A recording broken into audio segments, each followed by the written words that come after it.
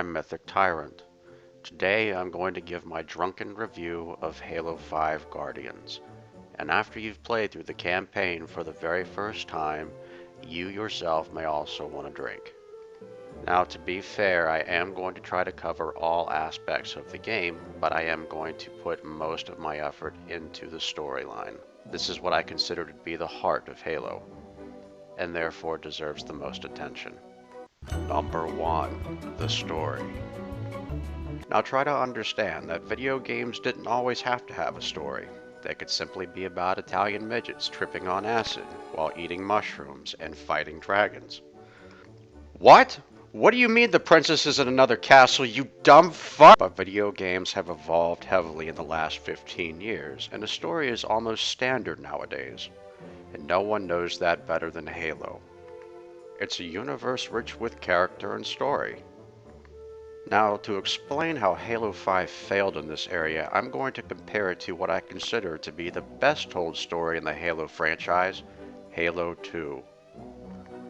That's right, I just used my least favorite Halo game as a positive reference. I always said if this day came that I would put a bullet in my mouth. Well, here goes nothing. Okay, where is it?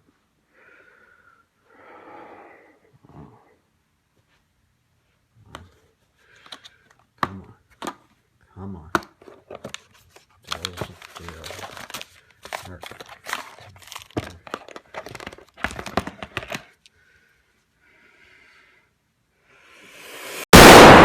Now, to understand how a story works, let's take a look at modern cinema. Each movie is typically broken up into 3 acts. The first act introduces the characters and the scenario. The second act is the meat of the story. The third act concludes the story with the climax, followed by its fall.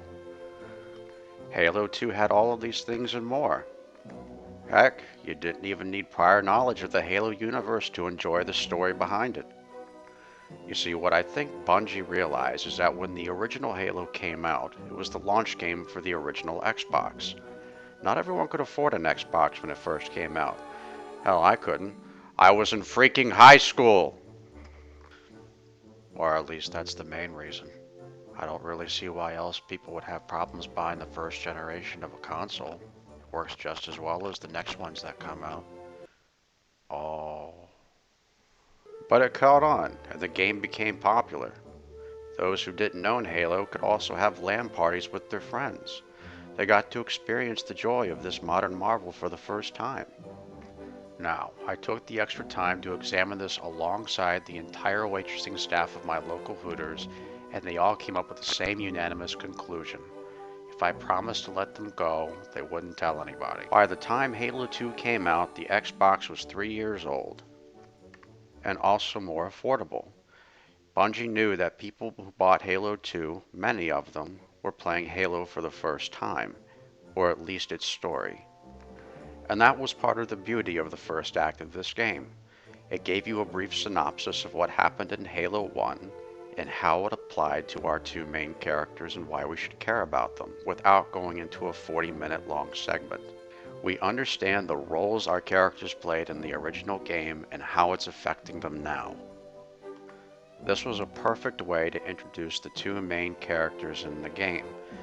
In a story environment, we call this a protagonist. These are the people that we're supposed to be rooting for throughout the progress of the story and the ones that we follow and care about. These are the ones who have problems that they need to overcome in order to achieve their goals. In Halo 2, we have both the Master Chief and the Arbiter. These are 2 characters with 2 very different backstories, and they even intersect sometimes within Halo 2. We learn that the Master Chief was the hero of the previous game by destroying the Halo ring. We learn that the Arbiter is considered a heretic and a traitor for not protecting the ring, and that ultimately these 2 characters are working against each other and don't even realize it. This allows the game to have 2 parallel stories that occasionally intersect with each other. We spend the first few missions of the game getting to know our characters. We find out why the Master Chief is so important to humanity while he's fighting off the alien invasion. We find out how the Arbiter is trying to prove his worthiness by going after an actual heretic. It gives the characters a deeper meaning and a reason to care about them. We even find ourselves rooting for the Arbiter, even though he's playing for the enemy team. Halo 5 attempts to do the same thing, but in contrast, it has no character development at all. Let's first focus on Fire Team Osiris, the folks designated to capture the Master Chief. The main protagonist of Fire Team Osiris is Spartan Locke, who has about as much personality as a paperweight. I should know. I threw one at my boss's head last week. In fact, the only real interesting character on this team is Spartan Buck. We're familiar with him. He's been in 2 previous Halo games and even a starship captain. Why didn't you make him the main guy? We know nothing about Spartan Locke or why he was specifically chosen to head up this mission. What's his background? Why should we care?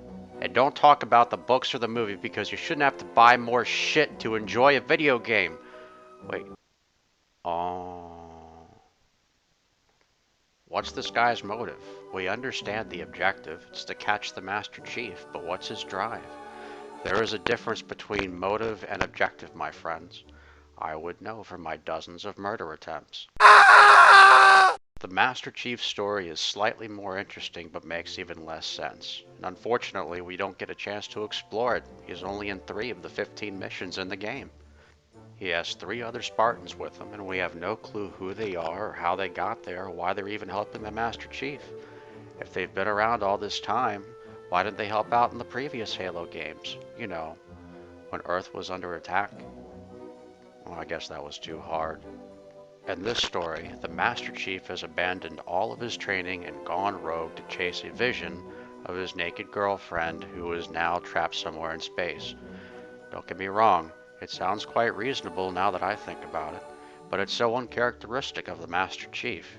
He's been a soldier all of his life, and now all of a sudden he wants to go on a false hope and potentially kill millions of people to find his lost friend. But to be fair, if I were also dating Mystique, I might also be willing to commit genocide to find her. Because of a lack of introduction, it's really kind of hard to tell where the first act begins and where it ends. In contrast, in Halo 2, we know exactly when the first act comes to an end, and it does so gracefully. For the Master Chief's story, he follows the Prophet of Regret into a slipspace hole. For the Arbiter, it's when he finally defeats the heretic leader. At this point in the story, both characters have done something important and given us a reason to root for them. On to the second act. Both main characters arrive at the same Halo ring on different sides. Each one has a clear objective, and now we're finally in the meat of the story. The Master Chief is desperately trying to track down the Prophet of Regret to stop the Halo ring from being fired. The Arbiter, on the other hand, is trying to find the index so he can allow the Halo to be fired. The 2 main characters have a direct conflict with each other, and at this point we're very curious to see how this turns out and how things will be resolved. We also get a clear understanding of the antagonist of both characters. For the Master Chief, we learn that Emperor Palpatine is behind all of this and wants the Halos to detonate. For the Arbiter, we learn that Tartar Sauce the Wookiee is a racist and wants to wipe out his entire species. It's also in this act that both characters reach their lowest point, the point of possible no return. They're vulnerable, and we both want them to turn out okay. Things like this never happen in Halo 5.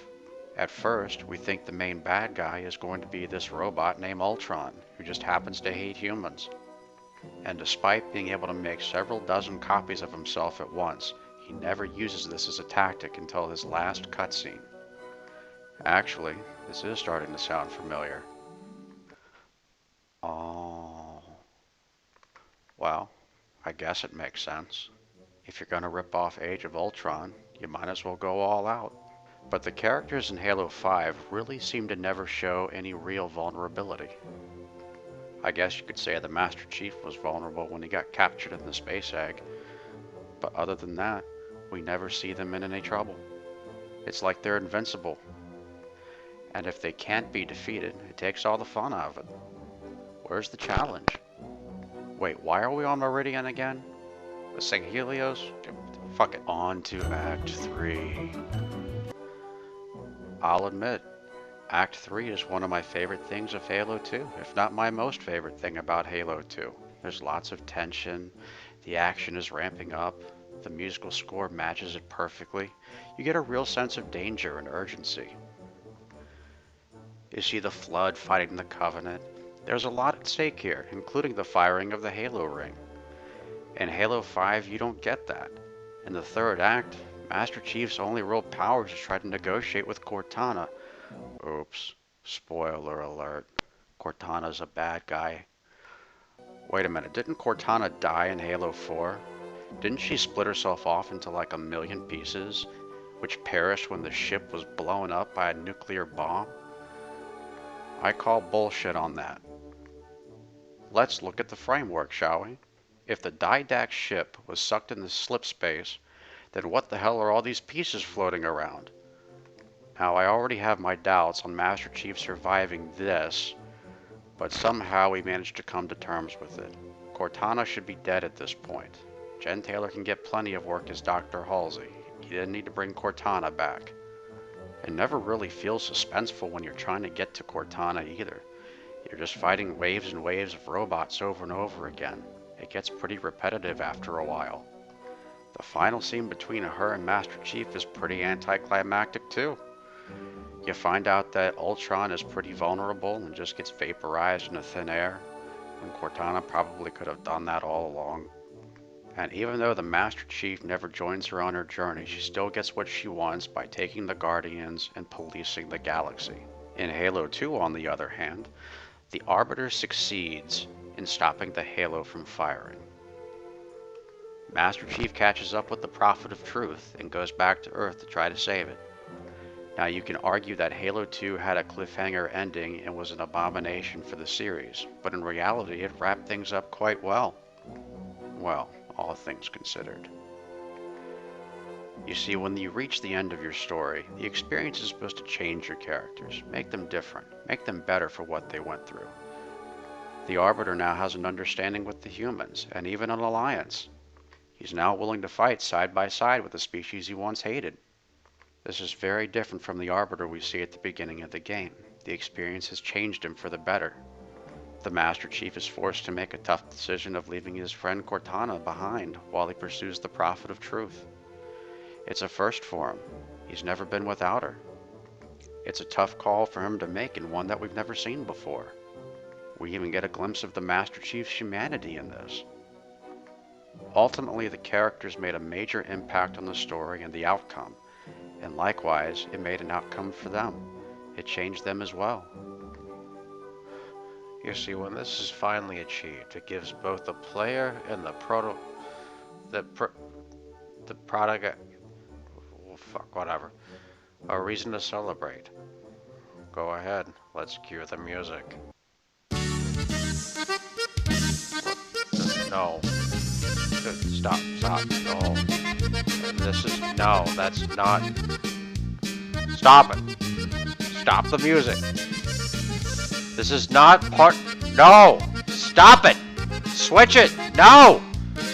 Where'd you even get this? No, god damn it. In Halo 5, the biggest change we see is Spartan Locke getting along with Master Chief, and that's about it.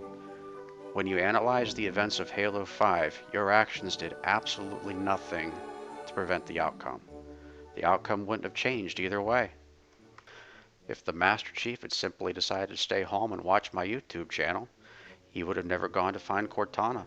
Spartan Locke would have never had to go out to find him. And Cortana would have gotten the Guardians anyway, which was her original objective. And that's exactly what happened. She got the Guardians anyway. Our characters did absolutely nothing to prevent the outcome of the story. They made no difference at all. When you come to this realization after 15 missions, it's kind of depressing. At least in Halo 4, we managed to stop the Didact from wiping out the human race. Here, Cortana went on her rampage regardless. You, as the player, haven't really accomplished anything. And And this is why Halo 5 Guardians fails as a story in every regard. Phew! Now that I finally got through that depressing monologue, let's talk about some of the good things in Halo 5. Number 2, the mechanics. This really does show me that 343 Industries listens to their fans. One of the main things that I noticed in Halo 5 was they finally ditched armor abilities, that plague of a device that was in the last 2 Halo games. This time around, everyone's equipped with a standard jetpack that does 2 really cool things, a speed rush attack and a ground pound. Actually, that last one sounded kinda dirty. I like it. Then there's the squad system. A lot of people don't like it, but personally I appreciate it and I think it's a great addition to the game. Being able to tell your AI where to go makes them far better and more useful than they have in previous games and adds a new dynamic to the series. I mean, they're not perfect at what they do, but they still do a fairly good job, at least far better than, other Spartans in previous games. They can even revive you if you die. Well, not really die, but lose all your shields. Now, some people thought this might be a little too overpowered, but I can tell you from playing this game on Legendary, far from it indeed. It is still very easy to die and for your teammates to do the same. It should be noted that your teammates can also die, but they will respawn at the next checkpoint. Having them around at all times and being able to mostly control where they go gives the game a new dynamic that I've really enjoyed and makes each battle seem unique and important. It's not something that's completely new to the genre, but it is new to the series, so I give 343 points for that. Number 3, the weapons. As you know, one of my biggest complaints about the Halo series, except for the first game, is that there always had to be alien equivalents to the human weapons, basically making 2 of everything and making them redundant. Halo 4 repeated this mistake by not just doing that again, but also creating a third faction of weapons that were also basically the same thing as the other 2. Quite oftentimes we had an abundance of weapons, but not enough ammo to power any of them. There really was no way to choose things. It sucked. In Halo 5, the Promethean weapons have been far better tuned and make more sense. It's an alien race. They should be able to have more advanced technology, and it works. This time around, the suppressor and the bolt shot both have slight homing capabilities that makes them far useful against Prometheans. The incineration cannon is now more like the fuel rod gun from Halo 1. It's not as powerful and it arcs, giving it a new, distinct feel. The binary rifle has also been dumbed down just a little bit, which makes it a bit more balanced on the battlefield, and identifying the people who have it has gotten much easier than it was in Halo 4. The light rifle's still the same, but since it was my favorite weapon in Halo 4 anyway, aside from the gravity hammer, I'll take it as is. It should also be noted, and I don't know if the rest of you noticed this or not, but the weapons also match the scenarios.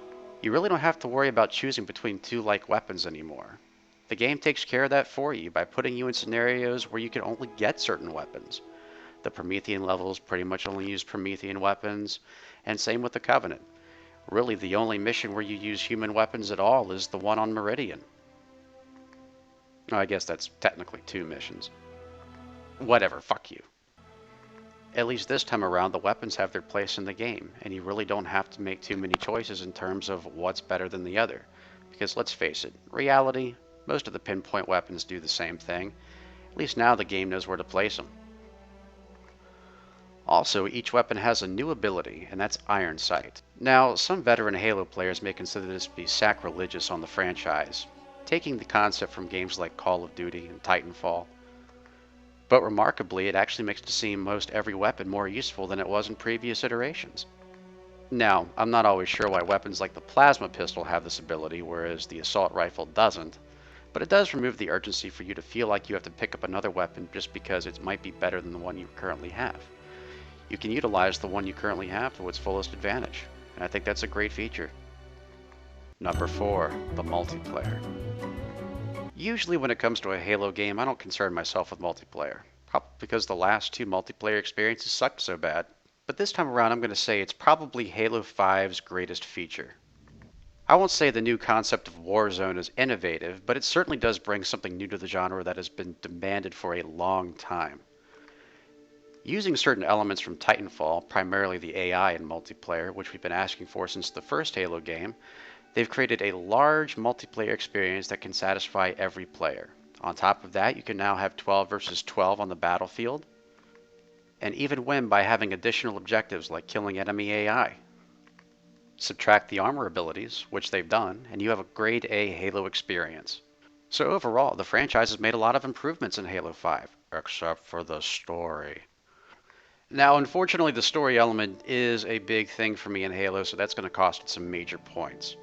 You may remember that recently I posted a video ranking all of the major Halo games from the ones that I liked the least to the ones that made it to the top. Now you're probably wondering where I rank Halo 5. Well, I can already tell you that I enjoyed this game far more than Halo 2 and Halo Reach. But it's still not as good as the original, and definitely doesn't surpass Halo 3 and ODST. So that leaves only one other game to compare it to, and that's Halo 4. Now, Halo 4 did suffer a lot of the same plot mistakes that Halo 5 did, and that you had to rely on the expanded universe to know a lot about what was going on. However, the overall delivery of the story in Halo 4 was better told and far more entertaining. I can still go back and watch it like a movie. Don't believe me? I have 2 full campaign and cutscene runs for Halo 4 right here on this website. One with Legendary, all skulls on, sans blind of course, and no deaths. It's entertaining in its own right, and even though Master Chief and Cortana both still feel like they're out of their element compared to the last Halo games, it's still warming and real, and it works. Halo 5 story just flat out sucked. There's no better way to put it. However, just because the story in Halo 4 was better doesn't mean the gameplay was. Oftentimes the enemies were way too overpowered, too magical, and just flat out irritating to fight. It still had the same weapons issues that we've talked about before, and on top of that list is multiplayer, which was just terrible. Halo 5 improves almost every mechanic from Halo 4, and it does so splendidly, including delivering the most fun I've had in multiplayer in years. It is a bit of a stretch here, but I'm going to go ahead and bump Halo 5 just above Halo 4, officially making it my 3rd favorite game in the series. It's not perfect, but it is superior to the ones beneath it. I really do hope 343 takes some of these tips to heart when it comes to the story of Halo 6. If they're going to be wrapping up a trilogy, let's make sure we do it right. You're on the right path, 343. We just need to make sure you reach the right destination. Well, thank you guys so much for watching. Please share your opinions in the comments below. Let me know what you thought of this game. What did you agree about? What did you disagree about with my review? Please feel free to also rate. And of course, if you want to see more videos, subscribe right here to MythicTyrant.com. This is the Tyrant, signing off.